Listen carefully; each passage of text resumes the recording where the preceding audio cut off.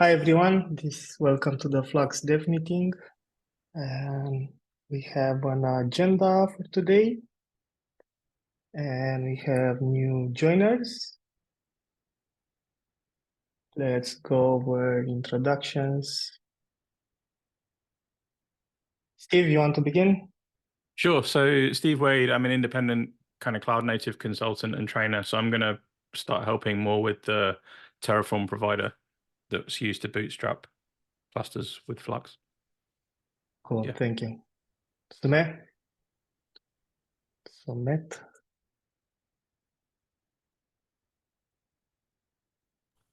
Sorry, I mean, this is the first time I'm attending this call, and I did have some interactions with Sunny and Sanskar Jaiswal, and they sort of suggested that I'll get some insights from attending this meeting, and also spoke to Philip Lane, who was part of ex core member. So I would want to be a mute spectator for today. You guys go ahead. Sydney?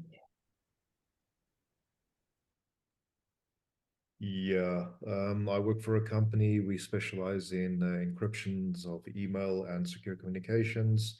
One of our partners is using Flux, and I was asked to investigate what Flux is exactly and to see if it's something we can implement. Cool, thank you. And Adam, you are joining all our meetings. Okay, go ahead and introduce yourself one more time.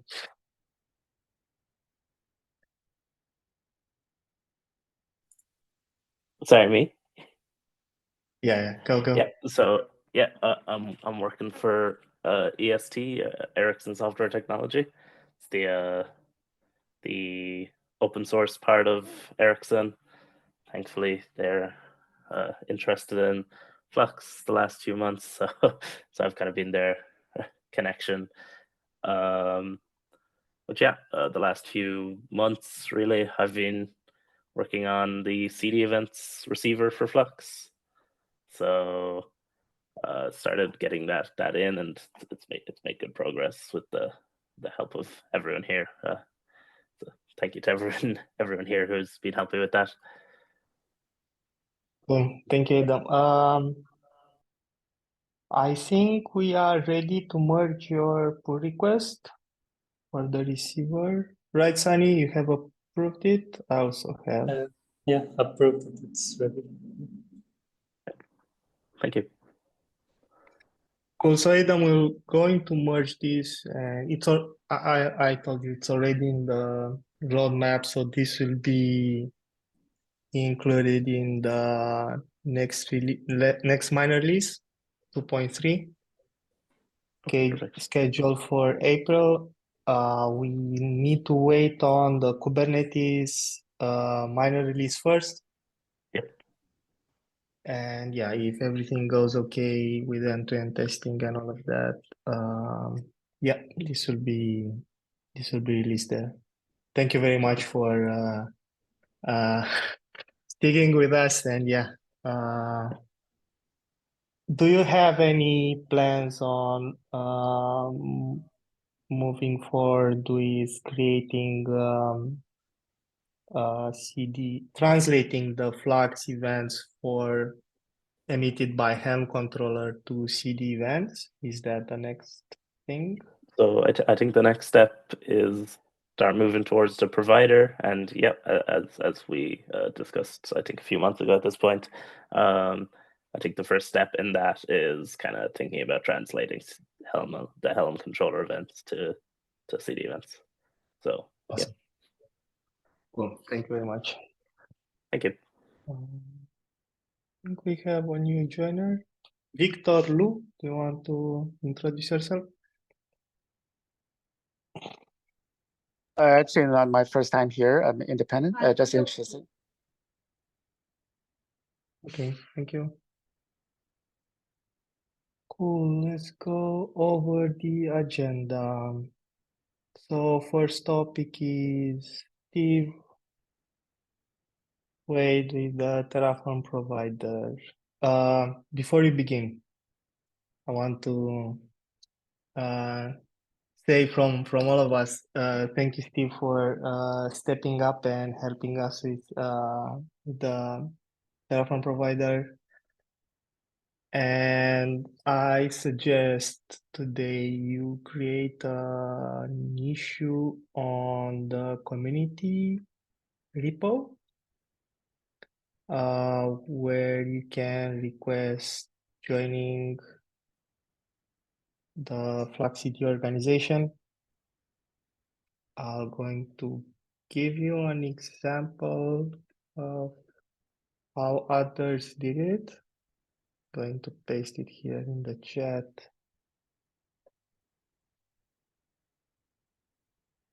So you'll need 2 sponsors to join the org. I can be one of those. Sunny, do you want to be the second sponsor for Steve? Yeah, I can do that. Cool.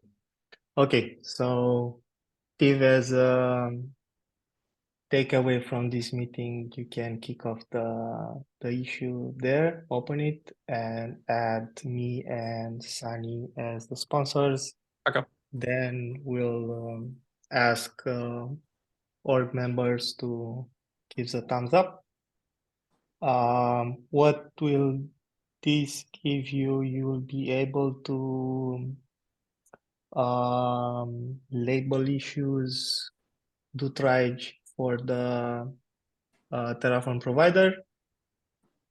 And yeah, if you keep up the good work, yeah, hopefully you'll be joining the maintainership soon.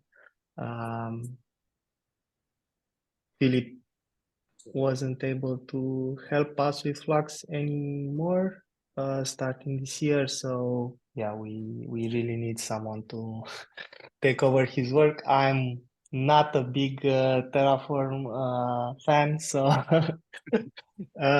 yeah, we really need help with this bootstrap repo. Can you say a little bit about your plans on the provider? Sure, yeah. So the plans on the provider are really to start with to remove any issues that don't relate to the Flux Bootstrap Git resource. So essentially kind of deprecate and remove the existing providers that we use to do a multitude of other things and kind of simplify and focus mainly on that Flux Bootstrap Git resource.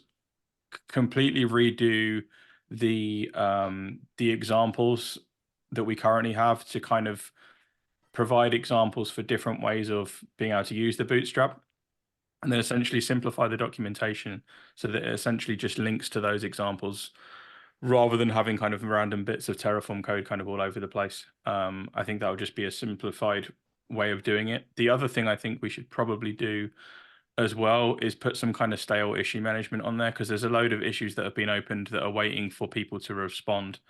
By people, I mean like the people that actually submitted the issues, and they're just kind of sitting there for ages. So I think we should have something like that on there as well. Yeah, we haven't used the stale bot that Kubernetes Upstream uses. There are 2 things here. Yeah, of course, stale issues are a huge problem. If people report a bug, then they don't come back, they don't give us any kind of extra details. It's stuck. We can't move forward anymore. But on the other hand, some bot coming in there and closing hundreds of issues is also problematic. I don't know, some issues maybe we didn't have time to answer, and if the bot closes them, I know it's not too user friendly. So I'm still unconvinced. I propose we go over we have 92 issues, right, in Yeah. Terraform. There's only So really, to be honest with you, like the first 5 to 8 are actually like the most recent ones are actually legitimate. I've kind of gone through from oldest to newest, and really a large majority of them we can get rid of. Okay, so I propose after we do the Flux 2.3 release, where we completely remove the old providers, we come up with a text that we can paste in all the issues and say, hey, please look at this guide on how you can migrate. Here is the alternative on how you can use the help chart if you don't want to do Bootstrap and just install and close all these tail issues. Yep, Right, so makes sense. leave them there, I don't know, for till end of April, then we clean them all and we only leave open issues which are, about Bootstrap Git, and only if people, give us some feedback in some period of time. I don't know. We can wait 1 month, 2 months, but more than that is just, they will be there forever. So you have a good point, not Agreed. keeping And then those around forever. the final thing is to get the documentation from the Terraform provider onto the main Flux website. So we've kind of got that linkage there as well. I'll probably reach out to you or someone in this chat to help me do that. Yeah, so we have API docs. So each controller repo contains documentation written by us, where document every field in the API and so on. And those docs live there in each repo, because when you change the code, you want the documentation to go along with code changes. Mhm. And then in the website repo, we have this TypeScript, which every time after a release goes into pulls these docs from all the other repos using the Semver tag. Okay. So it updates automatically. So it copies basically the README from each repo, which is in a tag release, and publish those on the website. So I think we should be able to do the same thing for the TF provider. Once we do a release of the TF provider, then the GitHub workflow that runs that script, we should add the link to the README there, and it will copy it under some page. So we need to figure out first where we want it. I'm guessing under configuration, install configuration or something like that, have a dedicated page for the Terraform provider, and just override that markdown after each release. Okay. Something like that. But yeah, I think best is to create an issue in website so we don't forget about it, about publishing the Terraform provider doc. And then on that issue, we can talk more and figure out the technical details, what script we need to edit, what command we should run to get this sorted. So my understanding is that now you have in the Terraform, in the HashiCorp website, in the Terraform registry, we, instead of having all those guides and everything like that, it will be only one, right, about Bootstrap Git. From there, we have links to all the examples that you are now working on for the repo. And when you click on it, it will go to GitHub. You have the Terraform code and the README all in a single directory. And we want the same README, the same documentation to be published under Flux CD website, right? Correct. So you modify it once in the provider repo, and after release, it goes on Flux Web CD website and HashiCorp one, right? Correct. Great. Yeah, I think this simplifies a lot and makes the it's easier now. It will be easier now to find the content if you are on the Flux CD website. I also think after the 2.3 release, so when we do a minor release, we publish a blog post with things that this is what happened, this is what we have achieved, and so on. And I think for the 2.3 release, we should have, maybe you can write a section in the blog post, explain what we did with the provider, where is the new documentation, and link there to all examples, so we people those blog posts are quite popular, so people can, find their way in the new docs. Okay. Got it.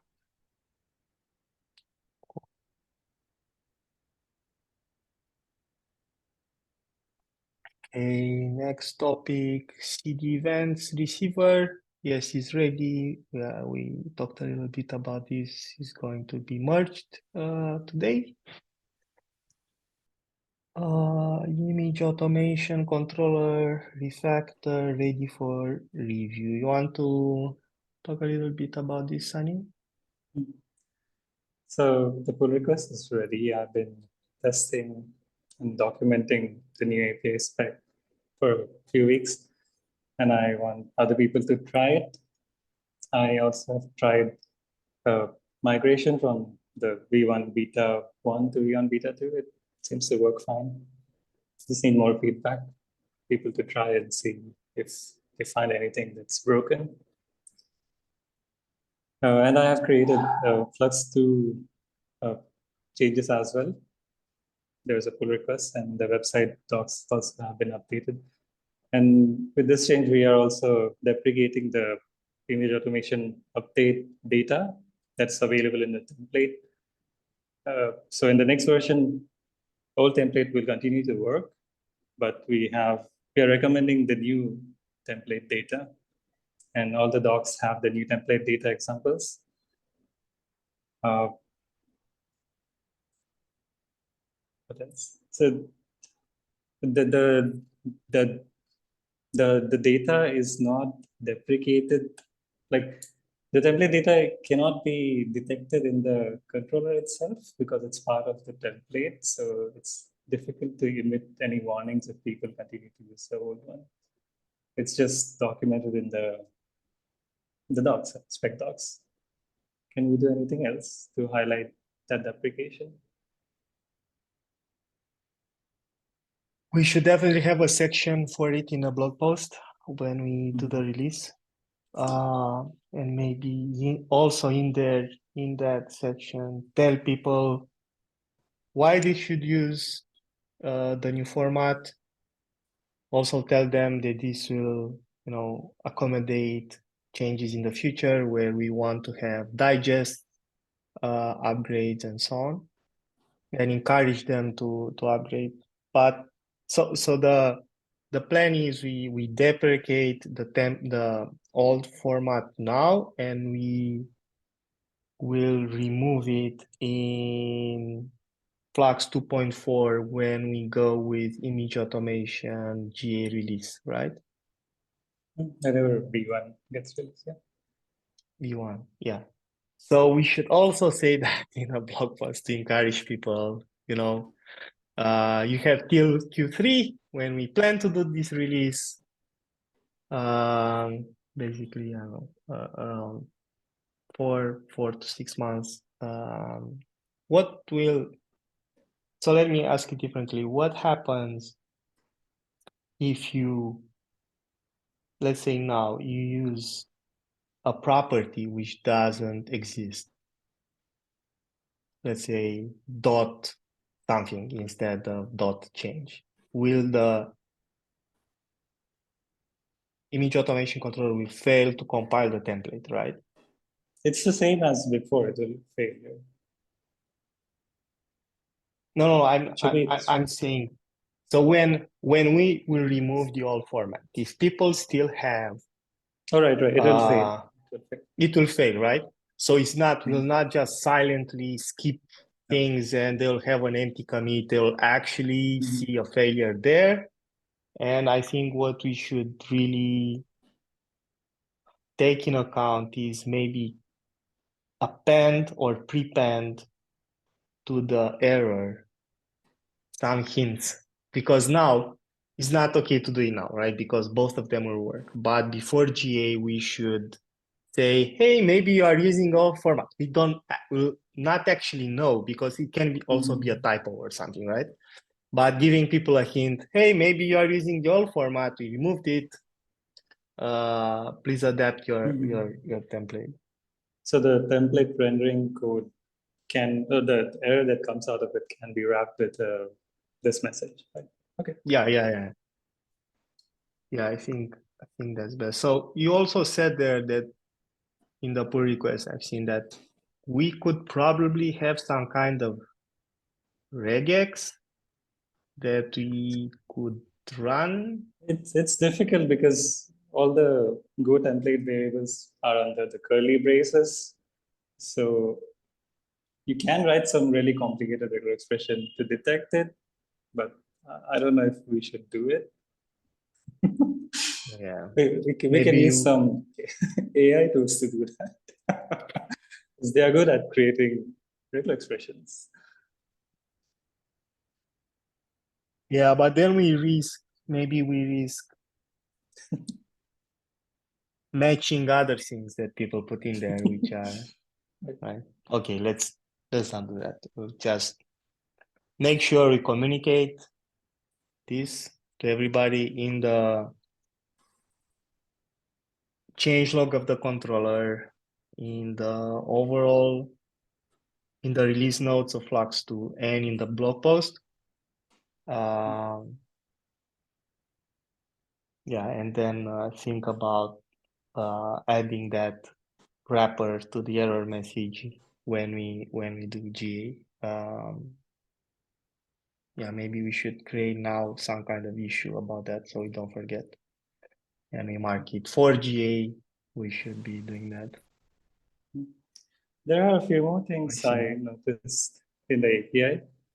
So we introduce ref spec in the API, right? For pushing to a, like you push to your push branch and then you can push to other branches as well. So in Git, ref spec can be a list of ref specs. But in our API, we just take one value for ref spec. And I checked the GoGit API, even they accept multiple ref specs. So I was thinking, why do we need to limit it to just one? Why don't we expand it to a list of ref specs? Do you have any opinion? We didn't have a use case for having multiple things. So the ref spec was there for being able to open a merge request in GitLab, or for being able to, there was that the Gerrit integration, I think, right? But in both cases, you'll only have to push one ref spec. And since image automation controller is not a generic thing that writes back to Git, is you know, is fine-tuned for our use case. And if we back then we didn't determine like why would you have more than one, so that's why, to simplify it and not have to always have a list, an array with a single item, we said okay, it's just one, and that's it. Looking at the implementation, it seemed like there was a misunderstanding about how ref specs are pushed. So the whole implementation was pushing the main branch separately. And after that succeeds, it will push separately to the ref spec. But if you use Git CLI or even GoGit, if you provide proper options in your main push, it will automatically push everywhere.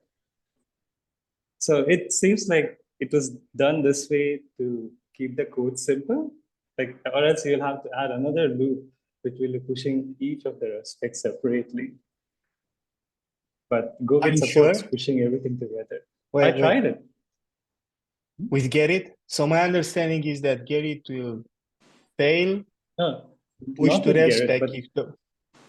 But general pushing. So if I have a push branch and I have 3 separate ref specs, it pushes everywhere. I also wrote a test to verify this, and it was actually working. Yeah, no, wait a second. So if I remember correctly, I might be mistaken, but if I remember correctly, Gerrit will reject the ref spec push if the branch is not already pushed. So this is for new branches. Then you should push it in the same operation. The ref spec may be processed before the branch, and the branch does not exist yet because you specify a new branch. So and that will there fail. needs to be an order. Okay, yeah, I have to check that. So I did not change this while doing the refactor. I tried this implementation. It seemed to work. I did not test against Garrett, but I can check GoGit code if they have this in order or just fix code first. We can try it later, but current implementation is how it was before. I did not change it. I wanted to discuss it before making the change. But if GoGit preserves the order of the array in the array, and we make sure we add the branch first and then the ref spec, then it should be okay, right? Because, but I'm not sure. Maybe it does it in parallel, maybe not. Maybe it's a map in there, and being a map, it will be like randomly. So anyway, I'm not for delaying the refactoring based on this. I think this will be in the future if it happens. Yeah, it's a good finding. We can improve it for V1, but I think we should move forward with the refactoring as it is. I have looked over it. Sule, do you have time to test Sunny's? Yeah, I'm actually on it. I'm actually Okay. reviewing it and testing it today, but it's big, so it will take several days, I think. Yeah, tomorrow I'm going on a short vacation to clear my mind after Cucumber. I'm back on Monday and I'm going to test it out and review as well, Yeah, but not okay. not this week. Well, But I'll let you Sule, if you know, can, but if you I'm can working do on it. it, yeah. Awesome, thank you. One more thing I wanted to bring your attention to in the spec docs, because image automation cannot be tested independently. I have listed an example of Git repository, image repository, and image policy as well. Do you think that's okay? Because we do the same for notification provider. We show alert and the provider because they work together. But in this case, the example is really long because there are like 4 different objects that need to be working together. I definitely think the first example when you land on the API docs should give you a full thing. Like, for example, if you go into the Flux customization, you'll see there a Git repo, right? Because I think, yeah, people need to see the full picture in the first example. Then all the other things in the doc, we only talk about image automation, but the first thing when you look at it, it should be something that you can copy paste and try it out in your repo. We use Podinfo everywhere, so I think should be here the case. We have an image repo, image policy, let's say strict semver, pick the latest stable version, and an image automation example where I think the example should show a pushing to the same branch, but having inside the spec the name of the branch, so we don't omit it, right? And in the documentation say, yes, here we push to the same branch, but it's optional. It's optional, right? And you can actually write here a different branch or a branch that doesn't exist and so on, right? And I think that's part of the branch name spec, right? Where you document what the branch name at the commit section says. But I think in the first example, we should, highlight the fact that you clone a branch, you push to the same branch, but you can push to other existing branches or even new branches, just a short thing. I've seen people trip over it so many times, not figuring out, oh, I can't push to the main branch because it's protected. Now what, right? So if the example tells you this, we'll avoid confusion going forward.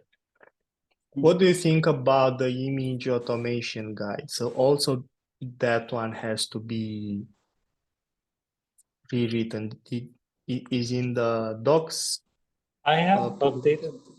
the template code in those docs, but did not change anything else. And in the spec docs, we also need to show what your manifest file should have, the selector. The marker. So Yeah. a marker. So I did not, this docs were getting very long. So I just added a link to the guide, because guide has an example of how you get those markers. Fine, right? Yeah, I think you should add the link to the section where we show people markers in all sorts of places. It's linked That's to that more, section. yeah. I don't think people should actually add markers to their deployments. I think they should add markers to the customized overlay or to the Helm values, which is more close to how people actually use image automation. Now on another topic around this, so I've been building this reference guide for Flux, which is a more complex example, not just only a monorepo, but multiple repos and so on. And I've used image automation to bump not the actual container images, but the Helm chart OCI artifacts. And yeah, I'm thinking this is the right example to give in a way, because bumping the container image works only for patch releases. But once you do like a refactoring of your app and you add more things in the config files or more arguments and so on, just bumping the app image will result in a failure, right?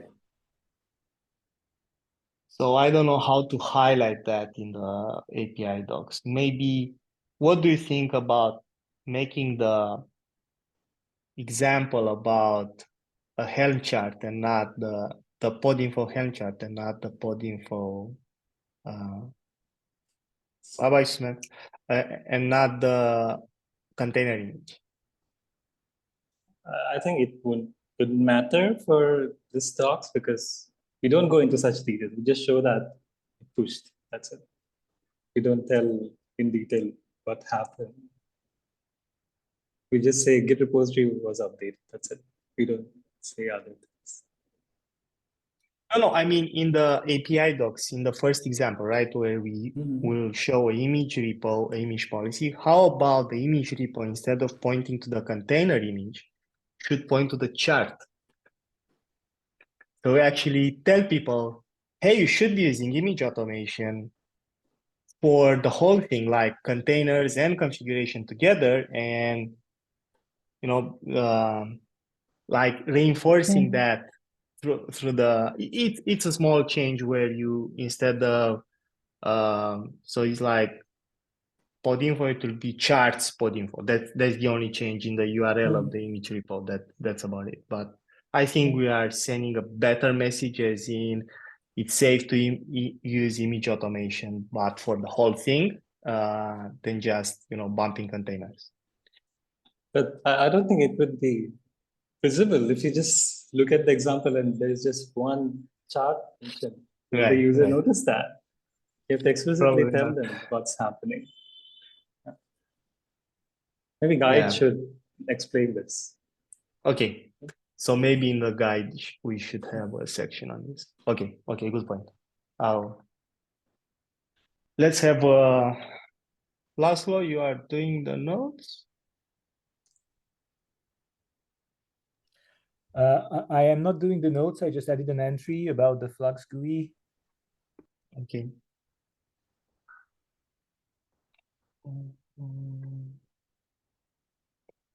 Can you add an action item for us, please? On having Helm charts example, Helm OCI chart example in the image automation guide, so we don't forget about it. Thanks.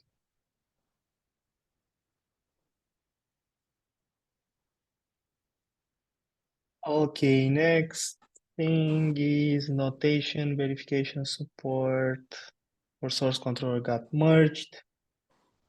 Yes, that's great. And now we are left with a sub command. Yes, for the CLI and documentation in the website. Sule, you want to talk about this? Yep. Well, it's great. Finally, it has been merged. I've tested it. I think you and Senito, hopefully, and you as well. Just one thing I noticed today is that we have a rest conditions in the test because of the way that we do the DNS mockup when we set up a registry server. So if you remember correctly, when you want to test HTTPS locally, we do a mock, like everything that is example.com goes to localhost actually. And there are some functions that unset this in parallel. There's a rest condition that I will have to work on that. But the code in itself is fine. There are 2 follow-ups, and Jason said that he will work on it. The first one at least. So the first one is having a helper in the Flux CLI that will help people create secrets with notary configuration. So what we need inside is the trust policy and the trust store that are needed to verify an artifact, an OCR artifact. So and I think that it would be nice to have it before, maybe for myself. I think it would be nice to have it before the next release, so end of April.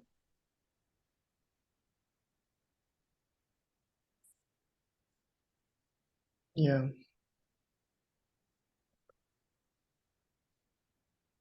About the race condition, that's not related to notation, right? That's just the test tooling related to registry, right?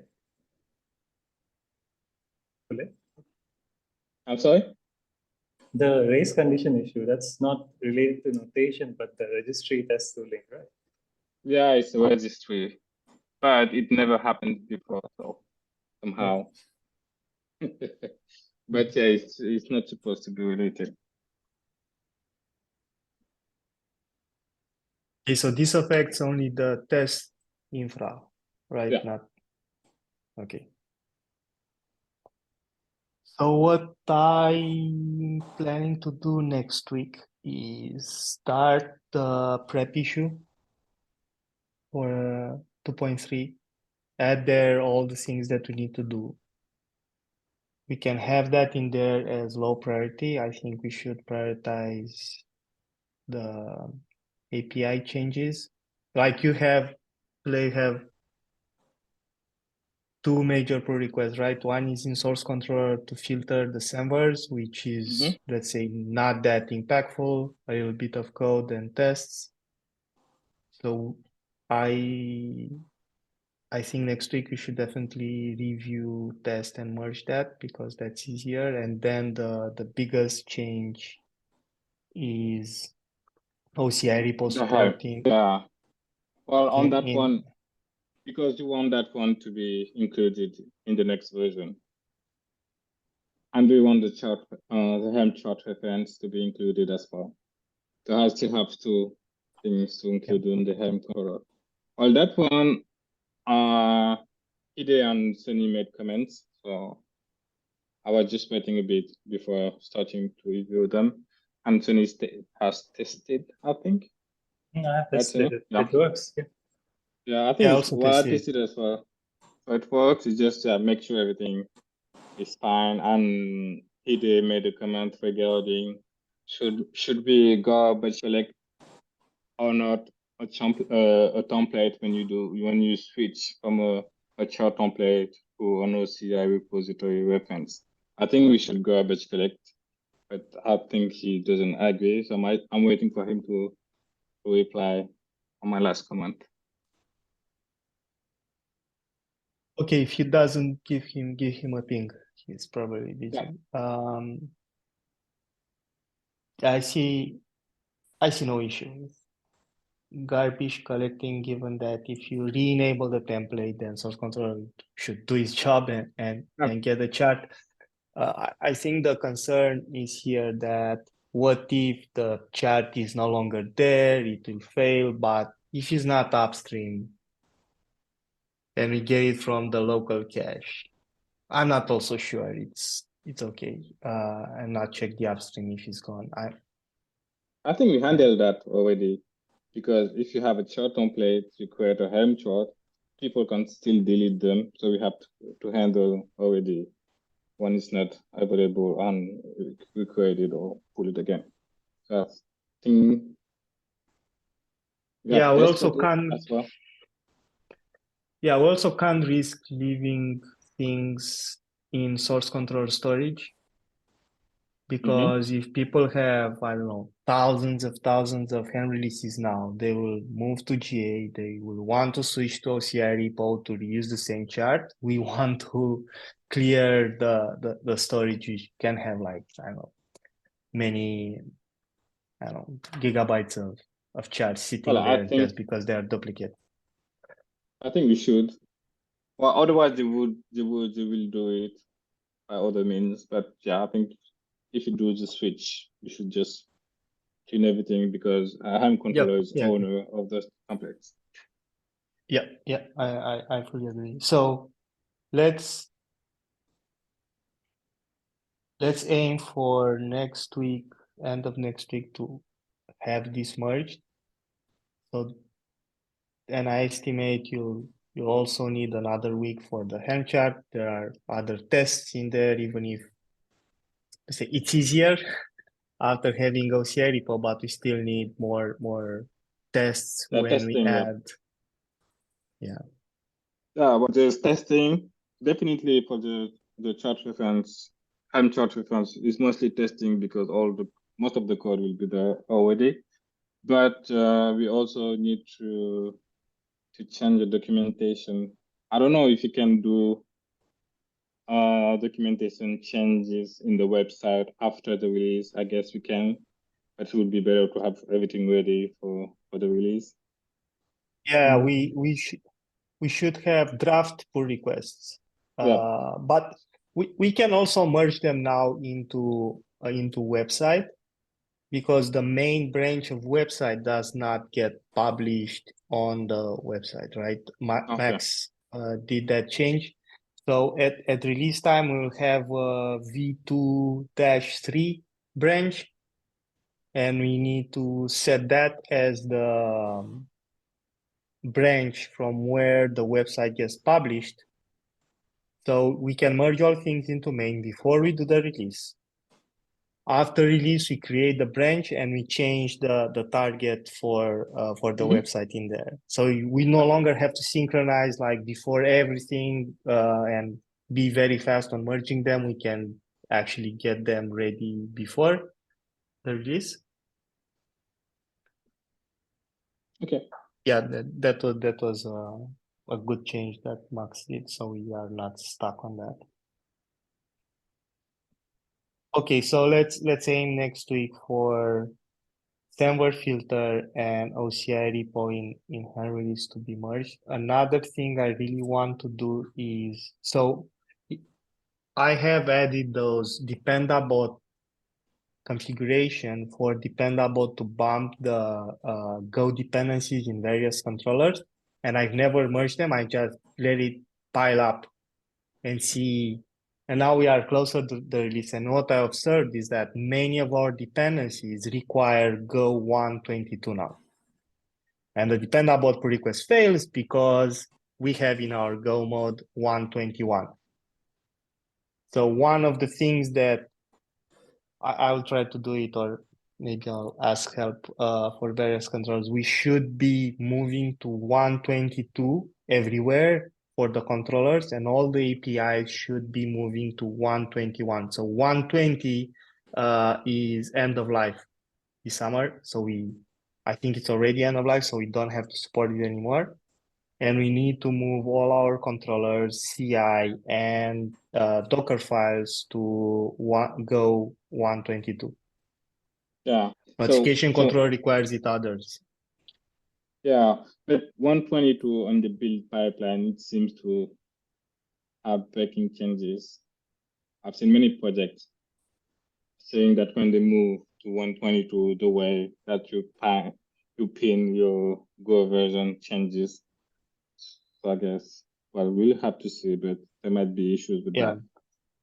Hopefully not. So there were some issues where if you have a for loop, and in a for loop you reuse the variable, that semantic changed.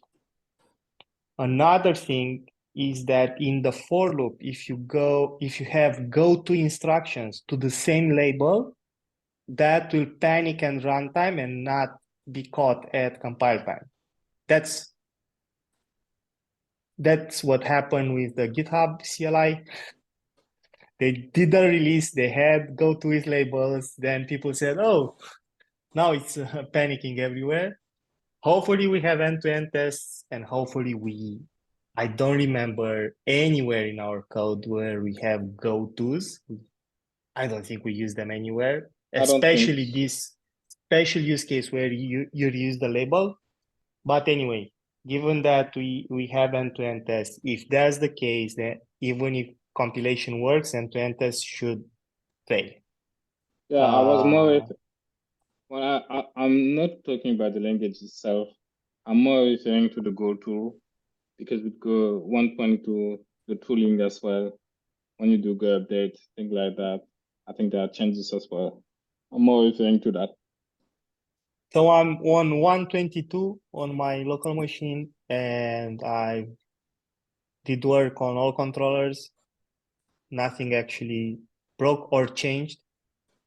When it actually changes and the tooling will inject the full version of the Go tooling in Go mode, is like notification controller. We say in Go mode, oh, we want 121, but then one of our dependencies in their Go mode has 122, then yes, it changes and hard codes the whole semver in Go mode. But we can avoid that, and this is our plan. We move everything to 122, and then we merge all the dependabots pull requests. We shouldn't change anything around tooling and hard code the versions in there. And I will do a test for notification controller next week to make sure that this actually works. And if it does, then we have to bump everything to 122. And I don't want to wait for the next Kubernetes release 130. I will bump Go version, and I'm going to also bump the Kubernetes version everywhere to 129. In runtime, everything, right? Because now we are on 128, and run all the end-to-end tests, make sure 129 is good. And then when they release 130, we'll just do another bump. But I don't want to jump directly to versions, and maybe if there are issues, we can code them early this month and not right after the release, so we don't delay too much. So yeah, next week for me is like start the issue, the prep issue, and look into upgrading Go and control runtime, all the Kubernetes dependencies to latest, and see if anything breaks.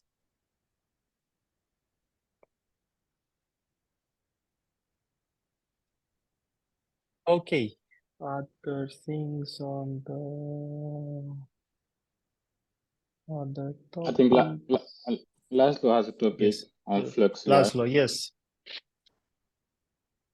Go, Hello, Laszlo. everyone. Hey, it was very good to see all of you last week. So I was very glad that I met all of you, or most of you. This is not a dev thing, but I just want to say that these GUI efforts and discussions after KubeCon, I think I'm going to call for like a meeting where people can join and just the kind of the circle we had on the Birds of a Feather session, that people can introduce themselves, tell their intentions and goals around the UI, and maybe if they have any initiative already that it's out there, so people can meet each other in these projects. So I just wanted to say that I'm gonna schedule this meeting. I'm thinking of next Thursday, right before the late Flux meeting, and yeah, so nobody should feel left out of this. So yeah, right now we just gathering insights and people. Laszlo, is there any chance we could push that to the following week? The reason why I say that is because I definitely can't make it next Thursday. I've got back-to-back meetings the whole day. Certainly, there is no rush or any constraints. I think we can do that. Yes, then more people can make time for it. Yeah, I also think maybe next week we should also create a Slack channel on CNCF, Flux minus ecosystem. So people, I mean, I also said it at the both, is like we should try to have a dedicated Slack channel and not mix, I don't know, ideas around the GUI with all the people that come to the Flux channel for solving upstream Flux issues. That's one. And second, if you have a dedicated channel, you can pin their ideas, you can, highlight more how we are meeting on this day, this is the topic, and so on. But I also suggest one day before posting this also on the Flux channel, and I don't know, half hour, 1 hour before the actual meeting, especially at the beginning, until people get used to, oh, there is a dedicated meeting for the ecosystem, GUI talk, and I don't know, I'm guessing tofu controller and other things go into that bucket. But let's try to create the channel and then advertise it. I also think after a couple of meetings, you or someone else should write a blog post and advertise, hey, this is our calendar, we have these meetings, we have this Slack channel, please join. I mean, the both was great, but I definitely think there are way more people that want to be involved in these discussions. They couldn't attend KubeCon. So we need to, make all these things more visible through a blog post. I can retweet it from the Flux account, and so on. Maybe let's also try to do a tweet or something for the Flux account or the first GUI meeting. Makes a lot of sense. Okay. Cool.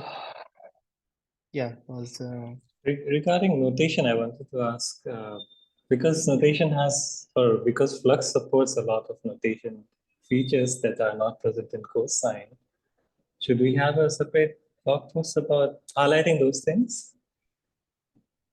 Can ask the Microsoft people to write there because they know about it, they implemented it.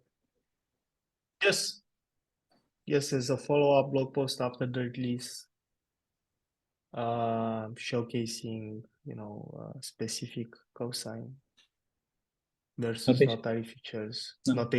Notary notation. Yeah, notary is the organization and notation is the project, right? Yeah. I think that would be great to have it there as a blog post. Will you talk to them? Or anyway, we could invite them I can message. in April. Yeah. But we also should invite them in a dev meeting in April. Jason and everybody involved. So I think I invited him a few weeks ago. He's in Australia, I think, so it's difficult for him. oh, yeah, okay. Yeah, that's such a great yeah, we need to have a different meeting to meet them than they're Australians. In my morning, in your morning as well. Okay, let's talk to them async and see how can we meet them.